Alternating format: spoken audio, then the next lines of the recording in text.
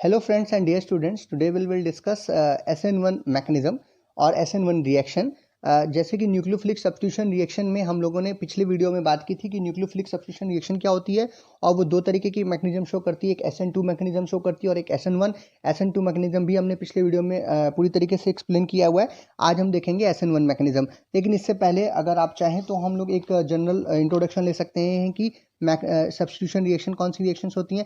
Substitution reactions वो reactions होती हैं जहां पर कि किसी सबस्ट्रेट के मॉलिक्यूल्स में से एक ग्रुप या एटम को रिप्लेस करता है कोई दूसरा ग्रुप या एटम। जैसे कि ये रिएक्शन आपके सामने ब्रोमोमीथेन की दिखाई दे रही है, जहाँ पे OH जो है इस Br को क्या कर देता है, रिप्लेस कर रहा होता है। इस तरीके की रिएक्शन को हम सब्स्टिट्यूशन रिएक्शन कहते हैं। और इसी तरीके की रिएक्शन में अगर जो रिएक्शन हो रही है वो न्यूक्लियोफाइल की वजह से हो रही है, that OH is nucleophile which is attack on this Br group, और आपको एक प्रोडक्ट मिल रहा है सब्स्टिट्यूशन प्रोडक्ट। तो इस तरीके की रिएक्शन जहाँ पे न्यूक्लियोफाइल अटैक करता है सब्स्टिट्यूशन रिएक्शन में, या फिर न्यूक्लियोफाइल इनिशियली अटैक करता है सब्स्टिट्यूशन रिएक्शन में, या न्यूक्लियोफाइल की वजह से सब्स्टिट्यूशन रिएक्शन होती है, उसी को हम न्यूक्लियोफिलिक सब्स्टिट्यूशन रिएक्शन कहते हैं। और जैसे कि मैंने कहा, इस तरीके की रिएक्शन में जो है जनरली, जैसे कि एक एग्जांपल आपने लिया कि nucleophile will be attack on this alkyl halide and फिर सब्स्टिट्यूशन रिएक्शन निकलेगा और एक लिविंग ग्रुप, जो भी ग्रुप निकलता है उसको हम क्या कहते हैं, लिविंग ग्रुप कहते हैं। तो इस तरीके की रिएक्शन को हम कहते हैं न्यूक्लियोफिलिक सब्स्टिट्यूशन रिएक्शन।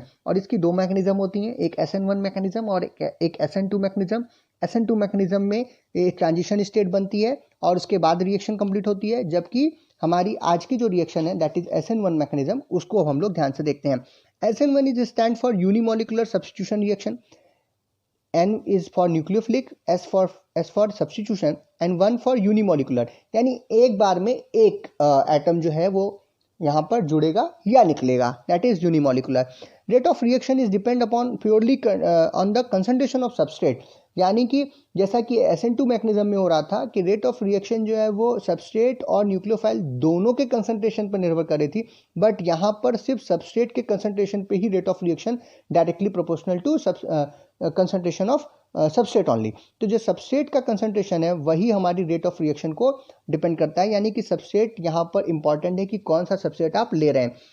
अगर फिजिकल केमिस्ट्री के हिसाब से आपने जरूर पढ़ा होगा कि अगर सिर्फ कंसंट्रेशन ऑफ सबस्ट्रेट पे रेट ऑफ रिएक्शन डिपेंड कर रहा है या एक ही किसी रिएक्टेंट में डिपेंड कर रहा है, तो उसी को हम क्या कहते हैं, फर्स्ट ऑर्डर रिएक्शन कहते हैं। तो SN1 मैकेनिज्म जो है एक फर्स्ट ऑर्डर रिएक्शन भी है। आइए अब एक इसका एग्जाम्पल लेते हैं और इसको समझने की कोशिश करते हैं। जैसे कि hydrolysis of tertiary butyl bromide, जैसे कि नाम है इसका 2-ब्रोमो 2-मिथाइल इथेन, IUPAC नेम, आप जनरल नेम में इसको टर्शरी ब्यूटाइल ब्रोमाइड कह सकते हैं। टर्शरी इसलिए यूज कर रहा हूँ क्योंकि जनरली SN1 रिएक्शन जो है वो टर्शरी एल्किल हैलाइड्स ही देते हैं।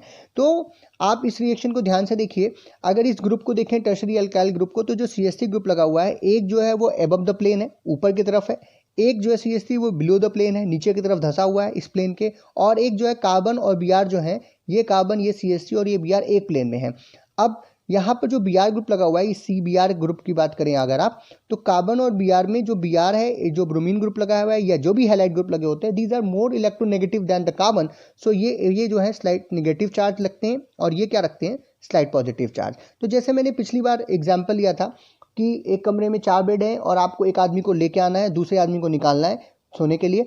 तो अगर कमरे में 2 दरवाजे थे, इस तरीके की कंडीशन थी, तब तो जो है SN2 मैकेनिज्म हो गया। अगर एक ही कमरे में एक ही दरवाजा है तो एक ही कंडीशन आप कर सकते हैं कि एक भाई साहब को आपको कमरे से बाहर निकालना पड़ेगा, तभी आप दूसरे भाई साहब को अंदर ला सकते हैं। ठीक है, तो ऐसा करने के लिए इस तरीके की जो मैकेनिज्म होगी उसी को हम क्या कहेंगे, SN1 मैकेनिज्म कहेंगे। यानी व्हेन जिस OH आयन जब भी अटैक करेगा तो पहले Br ग्रुप क्या होगा, बाहर निकल जाएगा, और देन OH जो है वो यहाँ पर अटैक करके जुड़ जाएगा। ठीक है, तो इस तरीके की मैकेनिज्म को हम क्या कहते हैं, SN1 रिएक्शन। OH यहाँ जुड़ गया, Br क्या हो गया, बाहर निकला और Na के साथ चला गया, NaBr बना लिया, OH जो है Br को रिप्लेस कर दिया।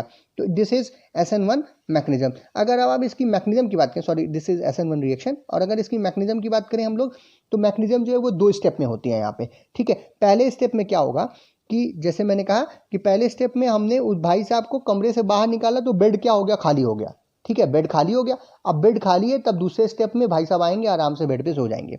तो इसमें स्टेप 1 में क्या होगा, जो एल्किल है वो आयोनाइज होगा फर्स्ट स्टेप में और देगा कि आपको कार्बोनियम आयन, जो भी एल्किल आप ले रहे हो उसके हिसाब से उसका कार्बोनियम आयन बन जाएगा। और यही रिएक्शन जो है, जो यही स्टेप है, it is rate determining step, क्योंकि मैंने पहले ही कहा सबस्ट्रेट के मॉलिक्यूल के ऊपर निर्भर कर रहा है। तो अगर सबस्ट्रेट का कंसंट्रेशन ज़्यादा होगा तो रेट ऑफ रिएक्शन भी क्या हो जाएगी, ज़्यादा हो जाएगी। तो आयनाइजेशन होगा तो वैसे जैसे मैंने कहा ये स्लाइड पॉजिटिव, इससे स्लाइड नेगेटिव, तो ये बॉन्ड क्या होगा, जो ये बॉन्डिंग इलेक्ट्रॉन से ट्रांसफर होगा किसके ऊपर, Br के ऊपर। Br माइनस जो है वो बाहर निकल जाएगा और आपको क्या मिलेगा, कार्बोनियम आयन मिलेगा।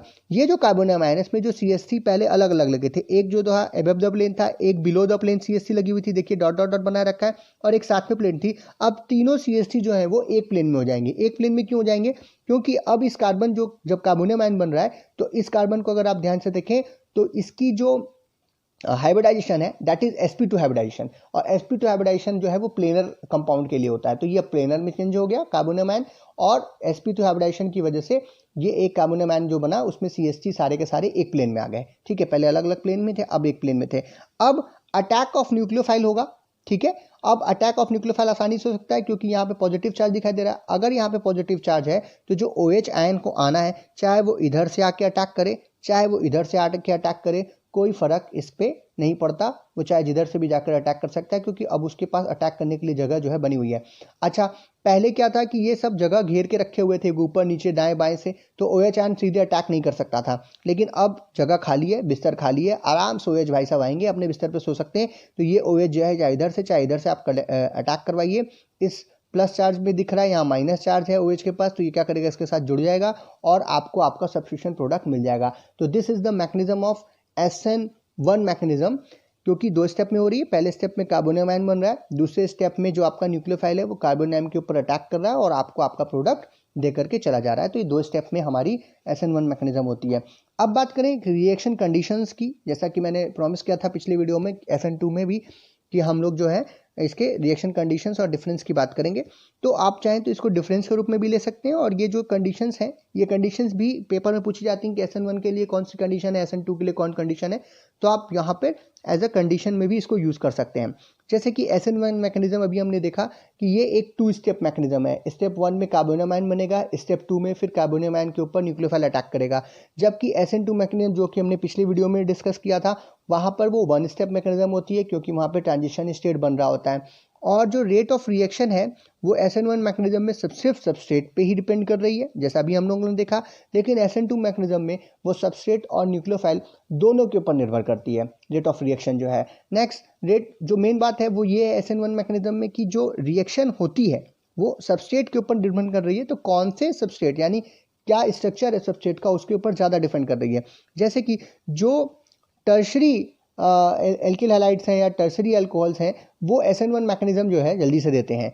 SN2 मैकेनिज्म भी उसके बाद देंगे, SN1 उसके बाद, और सबसे कम जो सबसे least prone to SN1 mechanism जो सबसेट है हमारा, वो है हमारा CH3X, यानी सिंपल हाइड्रोजन्स के साथ सारा कुछ। यानी कि अगर टर्सरी सब्स्टिट्यूटेड एल्किल ग्रुप लगे हों हमारे एल्किल हैलाइड के ऊपर, 3 एल्किल ग्रुप लगे हों, ठीक है, चारों हाइड्रोजन जो है वहाँ के रिप्लेस हैं, यानी एक तो हाइड्रोजन रिप्लेस ही है, 3 हाइड्रोजन जो बचे हैं वो भी CH3 से या किसी और एल्किल ग्रुप से अगर रिप्लेस होंगे तो वहाँ पर SN1 मैकेनिज्म होगी। जैसा कि हमने SN2 मैकेनिज्म में देखा था पिछले वीडियो में कि वो अटैक नहीं कर पा रहा था, जगह नहीं मिल रही थी। तो सिंपल सी चीज़ है, जगह नहीं मिल रही है तो हम क्या SN1 मैकेनिज्म में उसको पहले कार्बोनियम आयन में तोड़ लें। कार्बोनियम आयन में जब वो टूटेगा तो आसानी से जगह बन जाएगी क्योंकि क्या सारे के सारे CH3 जो है वो एक प्लेन में आ जाएंगे।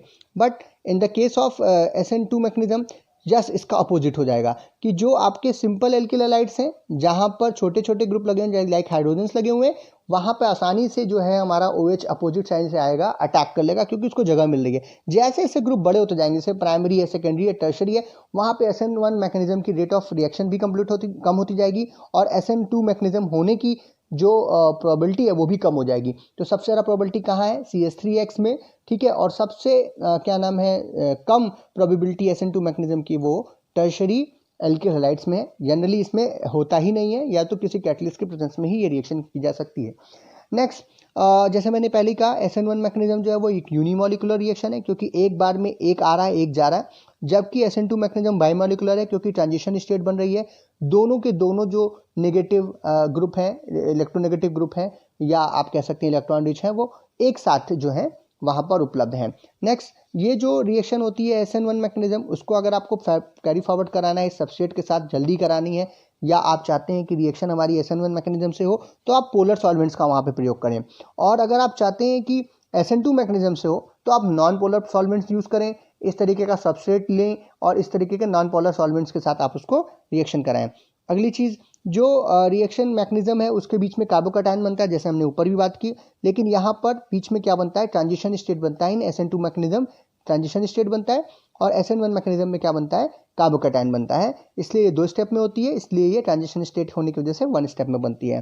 ठीक है, अगर आपको एक चीज़ और, एक कंडीशन आप और ले सकते हैं, अगर वीक बेसिस के साथ रिएक्शन कराएंगे तो जनरली SN1 मैकेनिज्म होगी, अगर स्ट्रॉन्ग बेसिस आप ले लेंगे तो जनरली SN2 मैकेनिज्म होगी। तो अगर आपको SN2 मैकेनिज्म करानी है तो आप स्ट्रॉन्ग बेस ले लीजिए, नॉन पोलर सॉल्वेंट्स ले लीजिए, ठीक है, सिंपल एल्किल हैलाइड्स के साथ रिएक्शन कराइए, आपकी मैकेनिज्म कौन सी होगी, SN2 मैकेनिज्म होगी। अगर आप वीक बेसिस ले लेते हैं, आप पोलर सॉल्वेंट्स लेते हैं और बड़े बल्कि ग्रुप वाले एल्किल हैलाइड्स लेते हैं, जैसे टर्शरी या सेकेंडरी एल्किल हैलाइड्स आप लेते हैं, तो क्या होगा कि आपकी जो मैकेनिज्म होगी वो SN1 मैकेनिज्म या SN1 रिएक्शन होगी।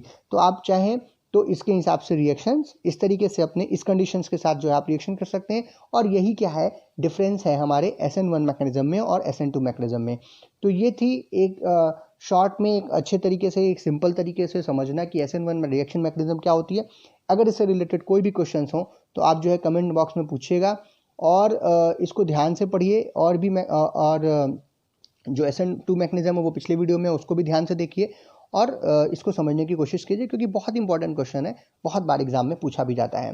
तो इससे रिलेटेड कोई क्वेश्चन हो तो कमेंट बॉक्स में पूछिएगा, मैं आंसर करने की कोशिश करूँगा।